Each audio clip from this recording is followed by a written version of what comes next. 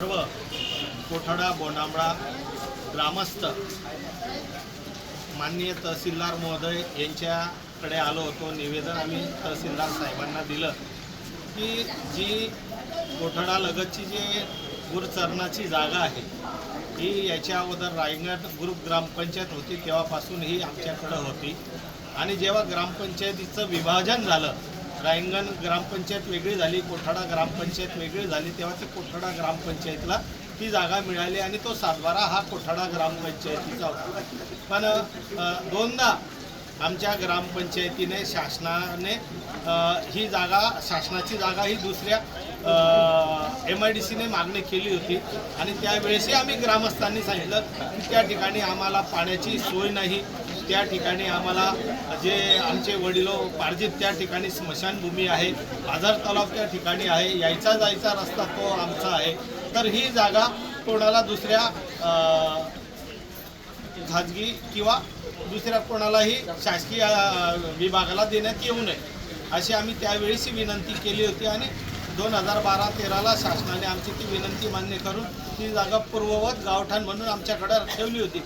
पण 2017-18मध्ये MIDCने औद्योगिक विकास महामंडळाने ती जागा शासनाकडनं मागितली आणि तेव्हा माननीय कलेक्टर महोदयांकडनं ती जागा गावठाणची जागा ही महाराष्ट्र औद्योगिक विकास महामंडळाला MIDCला वर्ग झाली। त्याच्यानंतर आमच्यापर्यंत ती कधी आम्ही तो 7/12 बघितला नाही, आम्हाला समजलं नाही। पण जेव्हा 7-8 वर्षानंतर म्हणजे आता 2-4-8 दिवसापूर्वी त्या ठिकाणी MIDCचे अधिकारी त्या ठिकाणी जेव्हा जागा मोजणीसाठी आले तेव्हा आम्हाला समजलं की ही जागा गुरचरणाची जागा ही MIDCकडे वर्ग झालेली आहे। म्हणून आज आम्ही सगळे ग्रामस्थ त्या ठिकाणी माननीय तहसीलदार महोदय आणि माननीय कलेक्टर मॅडम यांना आम्ही निवेदन देण्यासाठी आलेलो आहोत की जी आमची गुरचरणाची जागा आहे, जी आमची पाण्याची जागा आहे, कारण त्या ठिकाणाहून पूर्ण गावाला पाणी जातं आणि त्या ठिकाणी त्या ग्रामस्थांची कोठाडा ग्रामस्थांची स्मशानभूमी आहे, तर ही आमची जागा पूर्ववत ही ग्रामपंचायतला मिळावी, गावठाण म्हणून ती मिळावी, कारण आमच्या गुरढोरांना सुद्धा पिण्यासाठी पाणी नाही किंवा त्यांना चरण्यासाठी चारा नाही, म्हणून ती पूर्ववत जागा आम्हाला मिळावी म्हणून सगळे आम्ही ग्रामस्थ त्या ठिकाणी आलो होतो। MIDCचे अधिकारी सुद्धा त्या ठिकाणी आले होते। MIDCच्या अधिकाऱ्यांना सुद्धा आम्ही विनंती केली की साहेब आपण सुद्धा ही जी जागा आहे ही पूर्ववत गुरचरणासाठी ना हरकत आपण द्यावी। तर माननीय तहसीलदार महोदय, माननीय धुळ्याचे MIDCचे RO पारजी साहेब यांची समन्वय आता बैठक होतील, त्याच्यातनं सामंजस्यपणाने मार्ग निघेल। आम्ही सगळे ग्रामस्थ कोठाडा ग्रामस्थ शासनाच्या जी अधिकार आहे, शासनाचा जो अधिकार आहे त्या अधिकारान्वये आम्ही आमची जी पूर्ववत जागा आहे ती आम्ही आमच्यासाठी मागणी करतो आहेत आणि नक्कीच कलेक्टर मॅडम, तहसीलदार साहेब हे या गोष्टीचा सहानुभूतीपूर्वक विचार करून नक्कीच ती गुरचरणासाठी आणि गावकऱ्यांच्या त्या ठिकाणी ग्रामपंचायत कार्यालय आहे, स्मशानभूमी आहे आणि पिण्याची सोय आहे, तर शासन नक्कीच त्या गोष्टीचा विचार करून पूर्ववत ती जागा आम्हाला देईल अशी अपेक्षा व्यक्त करतो। धन्यवाद। मुख्य कार्यकारी अधिकारी महाराष्ट्र औद्योगिक विकास महामंडळ आणि माननीय तहसीलदार साहेब आणि माननीय नवापूर पोलीस स्टेशनचे PI साहेब यांच्याशी नवापूर तालुक्यातील कोठाडा आणि नांदवण शिवारात जी MIDC आलेली आहे त्या MIDCमध्ये जो काही गैरप्रकार सुरू आहे त्याच्याबद्दल चर्चा होती आणि त्या चर्चेदरम्यान आम्ही MIDC समोर हे 5-6 विषय ठेवलेले आहेत, त्याची माहिती आणि तात्काळ त्याने उपलब्ध करून देण्यात यावे, अन्यथा 12 तारखेला सत्यशोधक शेतकरी सभेमार्फत तीव्र आंदोलन छेडण्यात येईल। आता याच्यात जे प्रश्न उपस्थित केले आम्ही ते प्रश्न असे आहेत, नवापूर MIDCतील सर्व कारखान्याचे तात्काळ रोजगार एडिट करण्यात यावे, कारण की या MIDCमध्ये परप्रांतीय हे घुसवलेले आहे, स्थानिक आदिवासींना रोजगार न देता MP मधले, राजस्थानमधले इकडचं लोकांना भरती केलेलं आहे आणि त्याच्यामुळे इथं सामाजिक सलोखा आहे तो बिघडत आहे। दुसरी मागणी आम्ही केलेली आहे, प्रत्येक कारखान्यात स्थानिक नागरिकांसाठी किमान ठराविक 80% रोजगार बंधनकारक करण्यात यावा। हा कायदा आहे की स्थानिक आदिवासींना किंवा स्थानिक जे तरुण आहेत त्यांना 80% जागा भरण्यात याव्या, परंतु ते तसं झालेलं नाही। शासनाच्या सबसिडी व कर सवलतीच्या अटीचे उल्लंघन करणाऱ्या कारखान्यावर कठोर दंडात्मक कारवाई करून त्यांची सबसिडी रद्द करण्यात यावी। हे आदिवासी एरियामध्ये कंपनी आलेल्या आहेत आणि या आदिवासींची जी सबसिडी आहे ते सबसिडी कारखान्यांना देण्यात येत आहे आणि त्या सबसिडीचा गैरउपयोग हे कारखाने करीत आहे, त्याचे ऑडिट करण्यात यावं। त्याच्यानंतर चौथी जी मागणी आहे की स्थानिक बेरोजगार युवकांची अधिकृत रोजगार नोंदणी यादी तयार करून त्यांना प्राधान्याने नोकरी देण्याचे आदेश देण्यात यावे।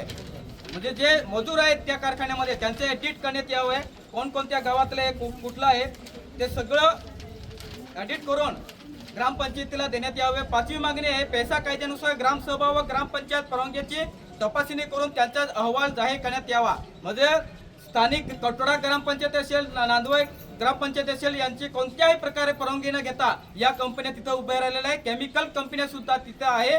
रासायनिक उद्योगामुळे होणाऱ्या एक कंपनीचं नाव निराधार कंपनी, यासह इतर कंपन्या ज्या केमिकल कंपन्या आहेत त्या बेकायदेशीरपणे सुरू आहे आणि त्या बेकायदेशीर कंपन्या सुरू झालेल्या आहेत।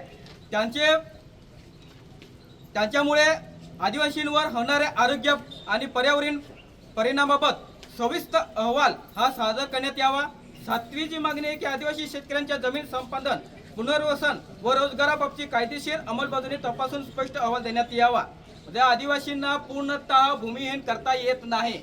ज्या आदिवासींच्या जमिनी त्यांनी घेतलेल्या आहे त्या आदिवासींना इथं स्थानिक कंपन्यांमध्ये किती टक्के रोजगार दिला, म्हणजे ज्या समजा माझी जमीन घेतलेली माझ्या मुलाला किंवा मला त्या कंपनीत रोजगार उपलब्ध करून दिलेला आहे का पूर्णपणे त्या माणसांना बेदखल करण्यात आलेलं आहे, याचे पूर्ण ऑडिट करून हे ग्रामपंचायती आणि सत्यशोधक शेतकरी सभेला देण्यात यावे। अन्यथा 12 फेब्रुवारी देशभरामध्ये कम्युनिस्ट पक्षांमार्फत आंदोलने होणार आहेत।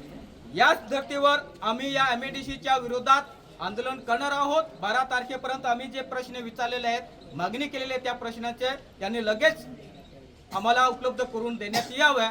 अन्यथा ज्या केमिकल कंपन्या आहेत त्या केमिकल कंपन्यामुळे आदिवासींचं भविष्य, आदिवासींचं आरोग्य, आमच्या मुलांचं आरोग्य हे जर बिघडलं तर त्याची सर्वस्व जबाबदारी कोण घेणार आहे, त्याचं ठोस उत्तर इथल्या प्रशासनाने देण्यात यावे।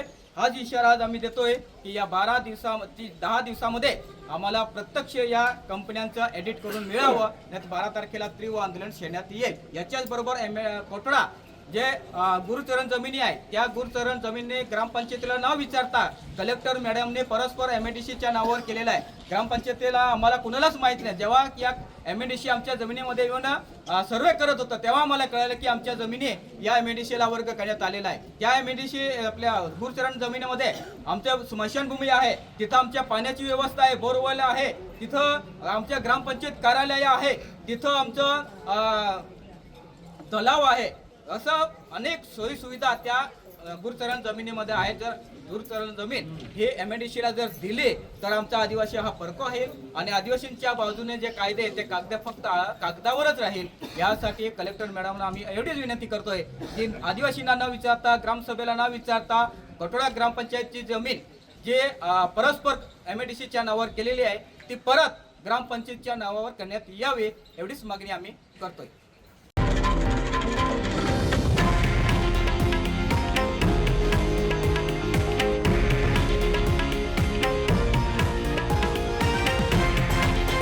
हे आहे देशातील नंबर 1 न्यूज नेटवर्क आणि आपण पाहत आहात TV9 मराठी, एकमेव।